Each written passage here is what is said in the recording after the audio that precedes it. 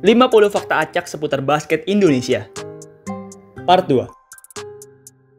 Yuli Wulandari merupakan wasit perempuan Indonesia pertama dan satu-satunya yang mempunyai lisensi internasional FIBA. Dengan Yuli yang mempunyai lisensi ini, maka ia pun bisa menjadi wasit pada pertandingan-pertandingan besar seperti SEA Games, SEABA, hingga turnamen-turnamen besar FIBA. Jamar Johnson merupakan MPV Elang Cup 2 di Medan. Brandon Jawato menggunakan nomor 3 karena itu melambangkan keluarganya, yaitu ayah, ibu, serta kakaknya. Ia juga menggunakan nomor 3 karena itu merupakan nomor dari salah satu pemain favoritnya, Allen Iverson. Mantan komisioner NBL sekaligus direktur utama DBL, Azrul Ananda, merupakan anak dari mantan Menteri BUMN Indonesia, Dahlan Iskan. Pemain muda Indonesia Patriots, Hendrik Yonga, merupakan anak dari mantan pemain Persija, Francis Yonga. Brandon Jawato merupakan satu-satunya pemain asal Indonesia yang pernah bermain di NCAA Divisi 1. Buat yang belum tahu, NCAA Divisi 1 merupakan kompetisi basket universitas tertinggi di Amerika. Jawato sendiri bermain di NCAA ini dari tahun 2012 sampai 2014. Terdapat 7 pemain Papua yang berlaga di IBL 2021. Itu merupakan jumlah yang banyak dibanding musim-musim sebelumnya. Ketujuh pemain Papua ini antara lain adalah Melkisedek Basik-Basik, Ahmad Jufri, Immanuel Onawame, Hengki Infandi, Rix Ronsumbre, Hengki Lakai, dan Armando Yegiwar. Mantan pemain Bima Perkasa Jogja, Tyrell Corbin, merupakan anak dari mantan pemain NBA, Tyron Corbin. Tyrell juga pernah bermain di NBA Summer League untuk Hornets. Namun sayang, karena performanya yang kurang bagus, Tyrell pun tidak bisa lanjut ke tim utama Hornets. Big Man Bima Perkasa Jogja, Isman Thoib, pernah menjadi asisten pelatih di Liga Basket Perempuan Indonesia. Pada tahun 2015, Thoib yang saat itu baru pensiun dari Aspak menjabat sebagai asisten pelatih untuk klub Sahabat Semarang. Abraham Damar menjadi pemain basket Indonesia pertama yang punya signature shoes. Signature shoes Abraham ini dirilis pada tahun 2019. Sepanjang karirnya, Galang Gunawan identik dengan nomor punggung 66. Bukan tanpa alasan ia memilih nomor tersebut. Nomor 66 merupakan lambang dari inisial namanya, yaitu GG. Mata Dewa merupakan film bertemakan basket pertama di Indonesia. Film ini dirilis pada Maret 2018 yang lalu. Meski telah bermain selama belasan tahun dan sering bermain di tim bagus, tapi Kelly Purwanto belum pernah sekalipun mendapatkan gelar juara. Kelly sendiri sebenarnya sudah 4 kali hampir jadi juara. Pada tahun 2008, 2013, 2015, dan 2016, Kelly dan timnya berhasil mencapai final. Namun sayang, mereka selalu kalah pada final tersebut. Vincent Kosasi dan Dia Ulhak merupakan 2 pemain tertinggi di IBL saat ini.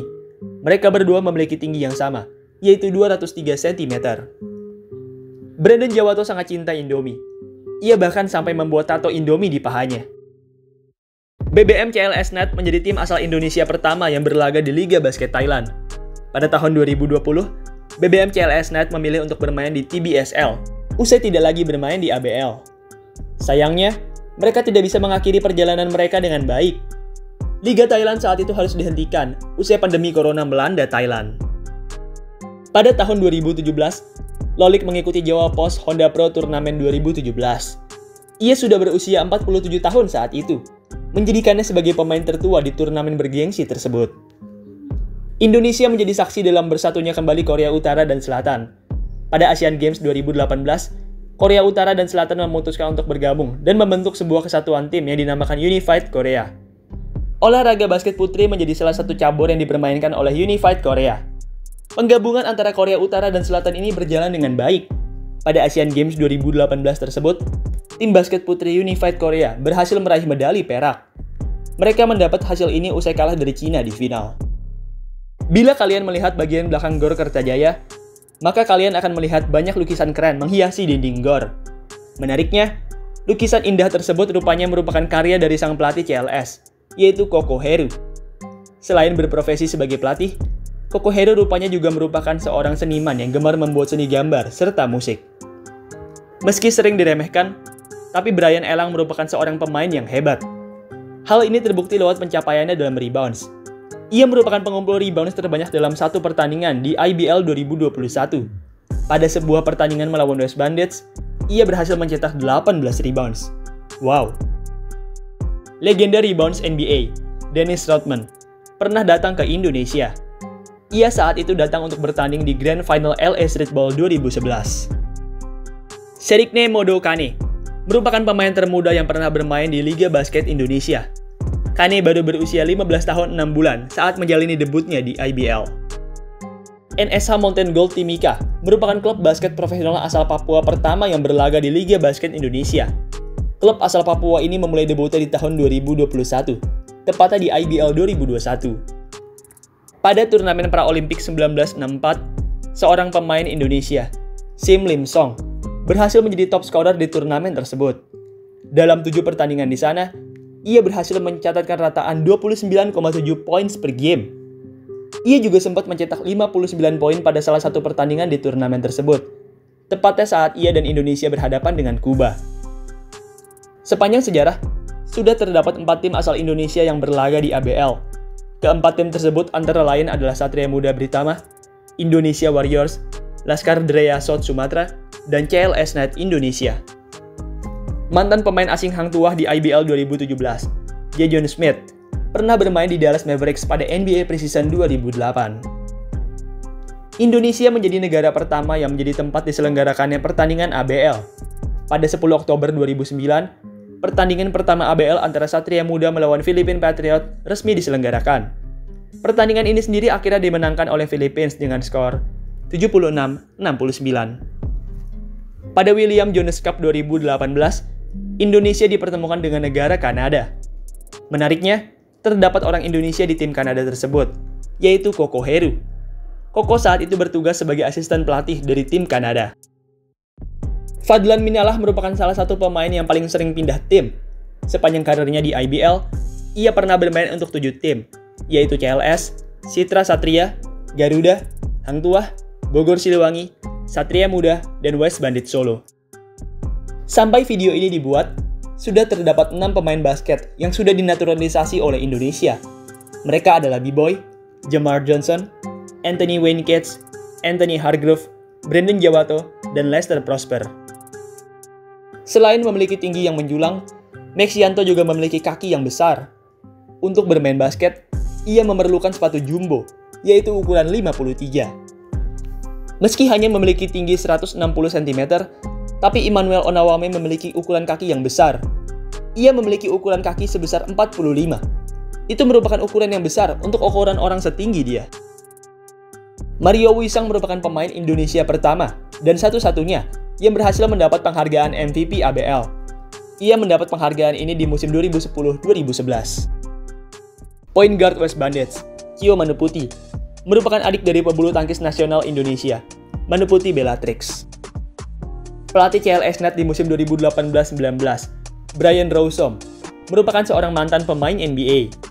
Ia bermain di NBA dari tahun 1987 sampai 1990. Arki Wisnu terpilih sebagai rookie terbaik di Baruch College. Penghargaan ini ia dapat usai ia mencatatkan rataan 6,2 points per game. Karena performanya yang bagus, Arki pun kemudian saat itu ditawari untuk bermain di SM, tapi Arki saat itu menolak. Ia menolak karena ia ingin terlebih dulu menyelesaikan pendidikannya. Arki Wisnu merupakan salah satu rookie terbaik di sepanjang sejarah Liga Basket Indonesia. Pada musim pertamanya, Arki langsung menyabet banyak penghargaan, mulai dari Rookie of the Year, Six Man of the Year, All NBL First Team, NBL Champions, serta Finals MVP. Bila di NBA ada Kiss Camp untuk para pasangan, maka di CLS Knights, kalian bisa menemui Jomblo Camp, yaitu camp untuk para jomblo. Meski hanya memiliki kapasitas 1.200 penonton, tapi lapangan basket Hi-Test Arena Batam mengantongi sertifikat standar FIBA level 1. Itu artinya, lapangan ini bisa digunakan untuk pertandingan kelas internasional. Pacific Cesar tampil amat buruk di IBL 2021. Mereka selalu mendapat kekalahan. Saking buruknya, asisten pelatih Pacific, Moses, sampai-sampai berjanji akan membotakan rambut gondrongnya jika timnya berhasil meraih kemenangan. Pacific pun akhirnya bisa mendapat 1 kemenangan. Dan sesuai janjinya, pelatih Moses pun juga membotakan rambutnya. Ada 4 liga basket besar di Indonesia, yaitu IBL, Srikandi Cup, Liga Mahasiswa, dan DBL Indonesia. Dari keempat liga tersebut, hanya DBL lah yang menggunakan bola basket buatan Indonesia. yaitu Pro Team. Pelatih legendaris Aspak, Bong Ramos, rupanya pernah bermain di Liga Basket Indonesia.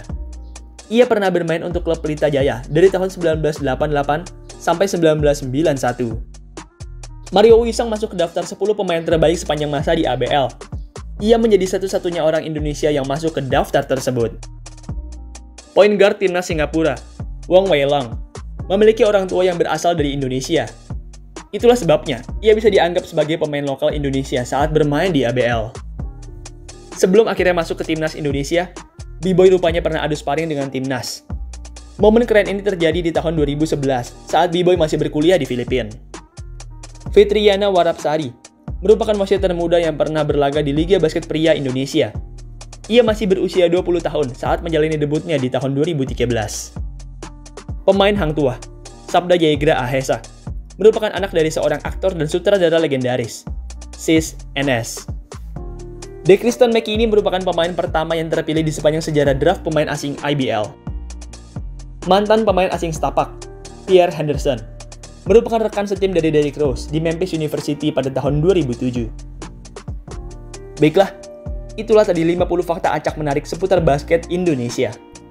Sekian video pada hari ini. Terima kasih buat kalian yang sudah menonton. Dan sampai jumpa di video selanjutnya.